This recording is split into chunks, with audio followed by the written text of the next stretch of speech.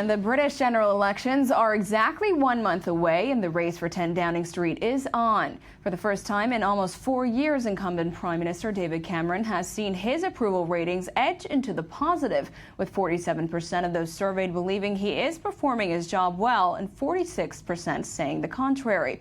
Cameron's main opponent, Labour head Ed Miliband, has received a 33% approval rating, up from 30% last month, but still 59% believe his performance as opposition head is poor.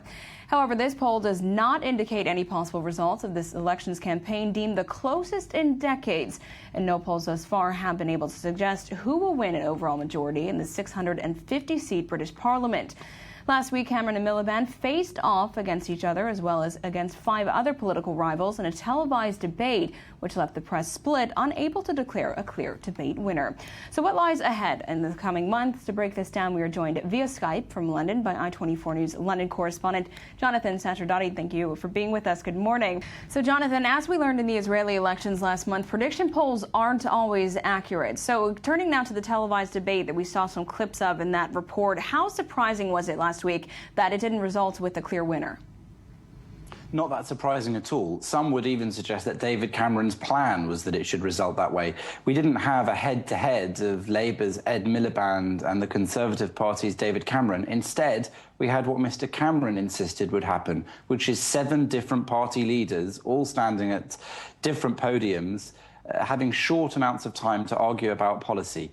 And what this did was, in effect, dilute the debate so that the incumbent, David Cameron, didn't have the same threat he would have done from, let's say, Ed Miliband on his own, or Ed Miliband and Nick Clegg, the leader of the Liberal Democrats Party, which is the third party currently in government in coalition with the Conservatives. So really we saw there the emergence of these fringe parties like the UK Independence Party, which is Eurosceptic and would have a vote, a popular vote, a referendum, so that people could choose whether we leave the European Union. They're campaigning to leave the Union. David Cameron, whose party says that it will provide the British population with a vote on that issue, but they're campaigning to change the European Union deal that the UK has and then stay in the Union. And Ed Miliband, who says there'll be no vote to leave the European Union at all. And then, of course, the Scottish Nationalist parties, the Welsh Party, the Greens Party, and we saw instead basically a free-for-all with all of the different parties vying for their 5 minutes of fame during that election debate. And going back to the EU referendum that you just mentioned that Cameron is pushing for, do you think this will hurt or help his popularity in these elections? Well, just in recent days, David Cameron has been trying to appeal to UK Independence Party voters, saying that they should come home to the Conservative Party and vote for him. He points out that there can only be 2 different prime ministers as a result of the next election, either himself or Ed Miliband, the leader of the Labour Party. One of the things that he's hoping to attract UKIP voters on is, of course, that vote of whether or not Britain will stay in Europe.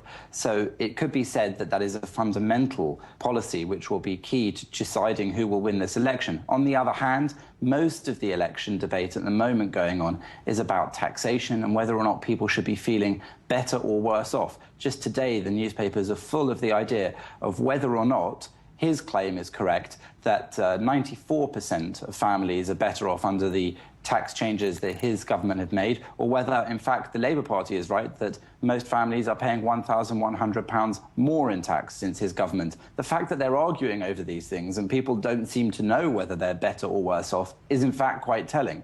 It shows that there really isn't an awful lot in this particular debate, and the parties are left squabbling over details which people find it very hard to decipher and determine themselves. And Jonathan, what are some of the other core issues that the leaders will be addressing in their campaigns in the next month? I mean, student loans have been an issue, especially in the last election as well. Do you think this will be a core issue now? Well, with tuition fees having been tripled over time, so that students are now paying much more to go to university, the Labour Party is hoping to appeal to students and parents of new students in reducing that amount.